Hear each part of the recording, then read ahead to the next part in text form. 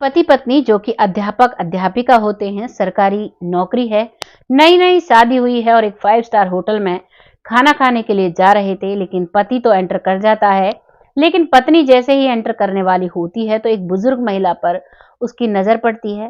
वो 5 star hotel की सीढ़ियों में बैठी हुई थी, फटे पुराने से कपड़े से देखने में ऐसे लग रही थी कि मानो इसने कितने दिनों से कुछ नहीं खाया है। तभी वो महिला टीचर उसे देखने लगती है और उसका पति जब वापस आता है और कहता है कि तुम अंदर क्यों नहीं आई, तो वो कहती है कि ये जो महिला बैठी है इनसे मेरा बहुत गहरा रिश्ता है।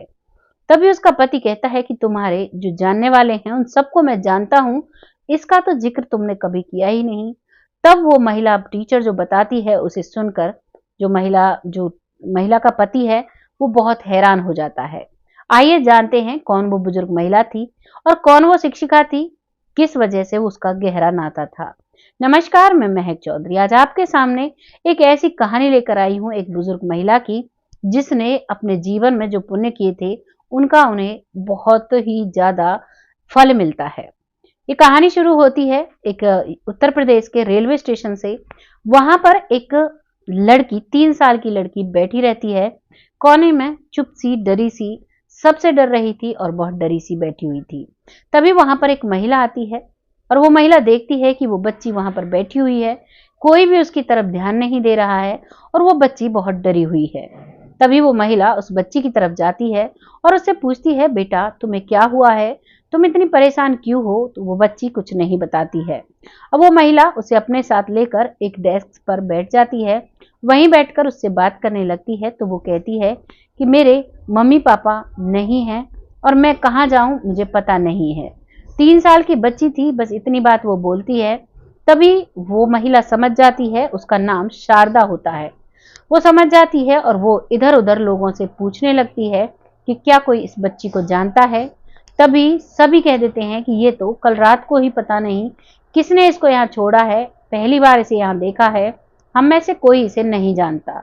जब शारदा को पता लगता है कि ये बच्ची यहाँ पर अभी अभी आई है, तो शारदा वहां पर अपना नाम और अपना एड्रेस, और शारदा उसको अपने साथ लेकर अपने अनाथ आश्रम चली जाती हैं। वो एक अनाथ आश्रम चलाती थी और वो उनका ही खुद का अनाथ आश्रम था। वहां लेकर जाती हैं, उस लड़की का नाम महक होता है और वो उसकी माँ बन जाती है शारदा। महक जो लड़की है वो वहां पर रहने लगती है और बहुत ही चुपचाप वो रहा करती। लेकिन जब भी शारदा उस पर लाड़ लड़ाया करती तो वो बहुत खुश हो जाया करती और हमेशा यही कहती रहती थी कि आप बहुत अच्छे हो, आप मेरे माँ हो। वो उन्हें शारदा माँ ही कहकर बुलाया करती थी। लगातार ये सिलसिला चलता है और एक दिन सभी बच्चे हॉल में इकट्ठा बैठे थे। शाम के खाने के बाद वहां पर बैठे हुए जो उनकी शारदा माँ थी वो सभी से पूछ रही थी, तुम बड़े होकर क्या बनना चाहते हो? तो उन सभी ने बोला कि हम डॉक्टर बनना चाहते हैं, कोई कहता है हम टीचर बनना चाहते हैं, कोई कहता है हम इंजीनियर बनना चाहते हैं, कोई कहता है हम जमींदार बनना चाहते हैं। यानी सबकी अलग अलग सोच होती है, सब अपनी अपनी सोच बताते हैं। उनमें से ही फिर महक का नंबर आता है और महक से पूछा जाता है कि महक तुम क्या बनना चाहती हो? तो वो कहती है कि शारदा माँ, मैं आपके जैसी बनना चाहती हूँ। जैसे ही वो ये बात कहती है तो शारदा माँ हंसने लगती है। अरे बुद्धू, मैंने ये पूछा कि तुम क्या बनना चाहती हो? वो अब की बार भी यही जवाब देती है कि माँ, मैं आपके जैसा बनना चाहती हूँ, मैं लोगों की सेवा करना चाहती हूँ। इस बात पर वो हंसने लगती हैं और कहती हैं, ये जवाब तुम्हें सोच कर देना होगा, अभी तुम टाइम लो। और उस दिन वो सब सो जाते हैं। उसके बाद धीरे धीरे वक्त निकलता है, करीबन 3 से 4 दिन लग जाते हैं। महक इसी बात पर सोचती रहती है कि मुझे बड़े होकर क्या बनना है। और आज जब शाम को फिर से वो सब बैठे हुए थे, तभी महक कहती है कि मुझे टीचर बनना है। शारदा माँ, आप भी तो टीचर हो, आप हम सबको पढ़ाती हो, तो मुझे भी आप ही की तरह टीचर बनना है। अब शारदा माँ हंसने लगती है और कहने लगती है, ठीक है, तुम मेरी तरह टीचर बन जाना, किसी भी पहलू में मेरे पीछा मत छोड़ देना, हर चीज में तुम्हें मेरे जैसा बनना है। हंसते हुए वो ऐसे अपनी बेटी से कहती है। धीरे धीरे वक्त निकलता है और अब महक बहुत सारी बातों को समझने लगती है और महक 7वीं क्लास में आ जाती है। अब वो 7वीं क्लास में आती है, तभी वहां पर एक दंपत्ति आता है जिनको संसार की सारी सुख सुविधाएं थी, लेकिन उनके घर में कोई संतान नहीं थी। अब वो उस अनाथ आश्रम में आते हैं और वो ढूंढने लगते हैं कौन बच्चा हमारे लिए सही रहेगा, जिसको हम गोद ले सकें। शारदा उनके साथ होती है और अब वो सभी को समझाने लगती है कि ये आंटी हैं, ये आप में से किसी को लेकर जाएंगी। वो जो दंपति था, यानी वो जोड़ा था, वो सभी को बड़े गौर से देख रहा था और एक जो महक है वो मासूम सी चुपचाप से अपनी पढ़ाई कर रही थी। उस दंपति को वो महक पसंद आ जाती है। वो कहते हैं कि अपने घर की बेटी हम इसको बनाकर ले जाना चाहेंगे। तो शारदा कई बार सोचती है, क्योंकि शारदा को भी अलग सा लगाव हो गया था महक से, लेकिन वो सोचती है इसकी जिंदगी बनाने के लिए मुझे ये फैसला लेना होगा और अब महक को उस दंपति के साथ शारदा भेज देती है।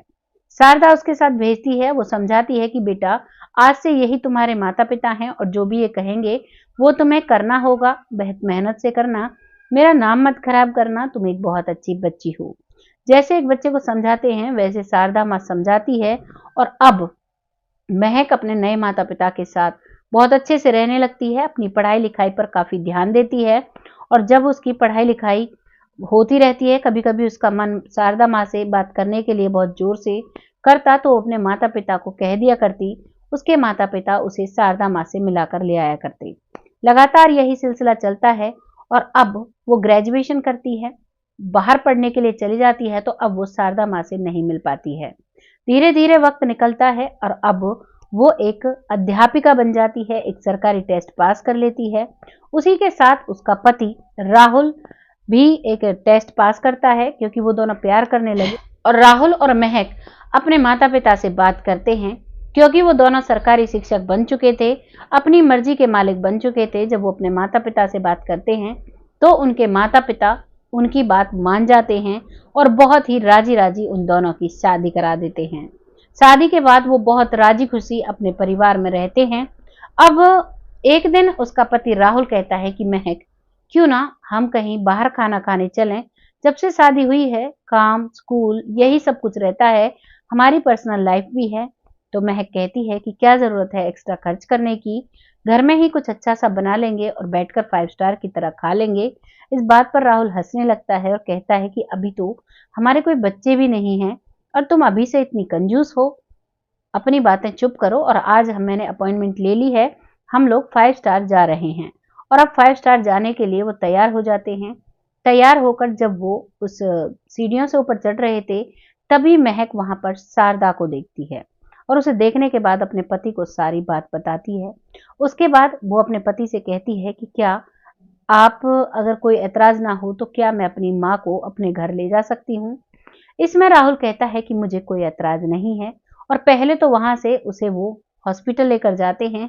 हॉस्पिटल में शारदा का चेकअप कराया जाता है तो डॉक्टर बताते हैं कि इनके दिमाग का थोड़ा बहुत चक्कर पड़ गया है, इनकी मानसिक जो स्थिति है थोड़ी बहुत डगमगा गई है, वैसे ये बिल्कुल ठीक हैं और ठीक जल्दी हो जाएंगी, आप इनको दवाई दिलवाइए। और यहाँ पर महक शारदा की दवाई चलवा देती है और उसके बाद अब वो अपने ही पास उन्हें रखने लगती है, उनके साथ बहुत मेहनत करती है, उनको ठीक कर देती है, नहला धुलाकर बहुत अच्छे से रखती है। जिन्होंने फटे से कपड़े पहन रखे थे, ऐसा लग रहा था न जाने कितने दिनों से नहाई नहीं है, अब वो ठीक होने लगती हैं और शारदा भी अब महक को पहचान लेती हैं।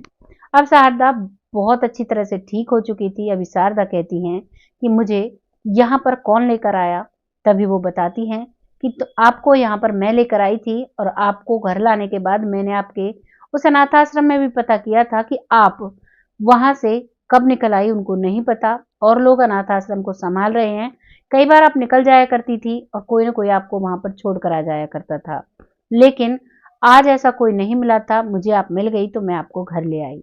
तभी शारदा कहती है चलो ठीक है, जो भगवान को मंजूर था वो हो गया, पर बेटा तुम अपनी लाइफ में खुश रहो और मुझे अब वहीं पर छुड़वा दो। वो कहती है क्यों माँ, आप हमारे साथ नहीं रह सकती। तभी शारदा कहती है कि बेटा मैंने तुम्हें बेटी माना है और हमारे समाज में बेटी के घर का तो अन्न तो दूर की बात है, हम पानी भी नहीं पीते, तो क्यों मुझ पर पाप चढ़ाते हो। और वैसे भी वो अनाथ आश्रम मेरा है, मेरी प्रॉपर्टी पर बना हुआ है, वहां मुझे रहने से कौन रोकेगा, मैं वहीं पर रहूंगी आराम से, और कभी जब तुम्हारा मन करे तो तुम मुझसे मिलने चले आना।